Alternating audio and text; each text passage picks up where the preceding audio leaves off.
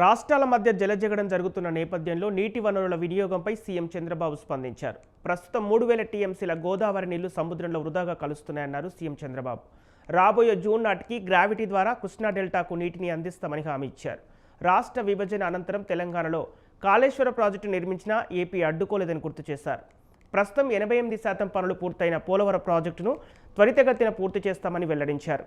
దేశవ్యాప్తంగా వస్తున్న పెట్టుబడులలో 25% ఒక్క ఆంధ్రప్రదేశ్కి రావటం ఒక చారిత్రాత్మక విజయమని పేర్కొన్నారు. 25లోనే కొన్ని చూస్తే మీరు ఇంకా కొన్ని విజయాల్లో అమరావతి వేగం అందుకునింది. ఇది ఒకప్పుడు ఎడారి శ్మశానం, ఇది ఏమీ కాదు అని మొత్తం 3 రాజధానులు ఎన్ని విధాల ఒక స్ఫూర్తికే విఘాతం కలిగించాలని ప్రయత్నం చేశారు. మీరు అందరూ గుర్తుపెట్టుకోవాల్సిన అవసరం ఉంది. ప్రపంచంలోనే ఒక స్ఫూర్తిదాయకమైన ప్రాజెక్ట్ అమరావతి. ఆ రోజు మన దగ్గర డబ్బులు లేవు, ఒక పిలుపు ఇచ్చాం. ఆ పిలుపు ఏంటంటే రైతుల ముందుకు రమ్మని ఒక ఆలోచన వస్తే ల్యాండ్ పూలింగ్ లో ముందుకు రండి, మీకు నష్టం జరగదు, దీనివల్ల విన్ విన్ సిచ్యువేషన్ వస్తుంది, రాజధానికి మీరు ల్యాండ్ ఇచ్చినట్టు అవుతుంది, రాజధాని ఇక్కడ నిర్మాణం చేస్తాం, అదే సమయంలో ల్యాండ్ మానిటైజేషన్తో మీకు ఇన్ఫ్రాస్ట్రక్చర్ క్రియేట్ చేయడమే కాకుండా రాజధాని నిర్మాణం చేస్తామని మనం హామీ ఇచ్చాం. దీనివల్ల వాల్యుయేషన్ పెరుగుతుందని చెప్పాం. ఆ ఒక్క మాట వాళ్ళు అర్థం చేసుకోగలిగారు. ఎక్కడా జరగలేదు ఇంతవరకు, గుర్తుపెట్టుకోవాలి మీరు.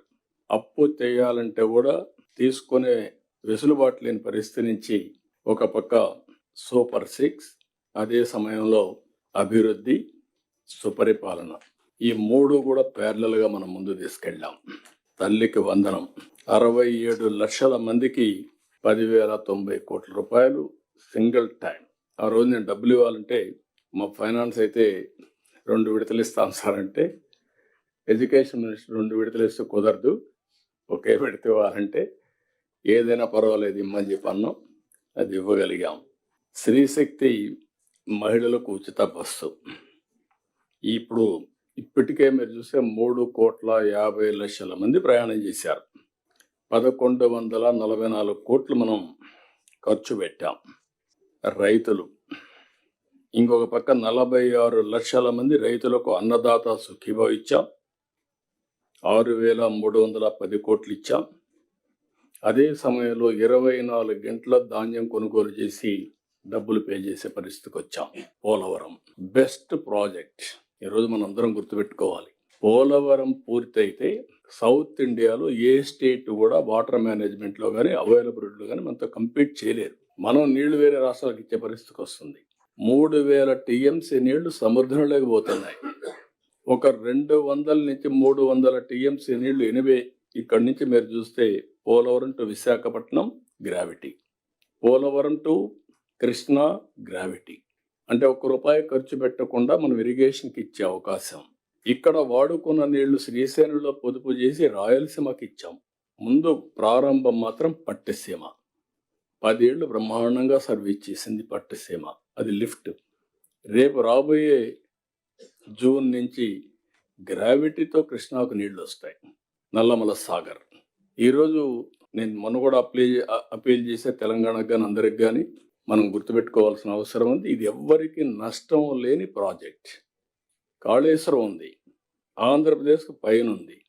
అక్కడ ఈరోజు ఒక ప్రాజెక్టు కట్టారు విభజన జరిగిన తర్వాత. మనం అబ్జెక్ట్ చేయలేదు, ఎందుకంటే సర్ప్లస్ వాటర్ ఉంది, వాళ్ళు కూడా వాడుకుంటే మంచిదని వాళ్ళు వాడుకున్నట్టుగా క్లియరెన్స్ అని ఇచ్చారు, ముందుకెళ్ళారు. ఈరోజు కిందన ఇది వాళ్ళు వదిలిపెట్టిన నీళ్ళే పోలవరానికి వస్తాయి. పోలవరానికి నల్లమల సాగర్కి నీళ్లు తీసిపోయి వాడుకుంటే అవసరమైతే నాగార్జున సాగర్లో శ్రీశైలంలో మనం వాడుకున్న నీళ్లు ఇక్కడ వాడుకుంటాం కాబట్టి కొన్ని మిగిలితే ఆ నీళ్లు తెలంగాణ రాయలసీమ పూర్తిగా వాడుకునే పరిస్థితి వస్తుంది.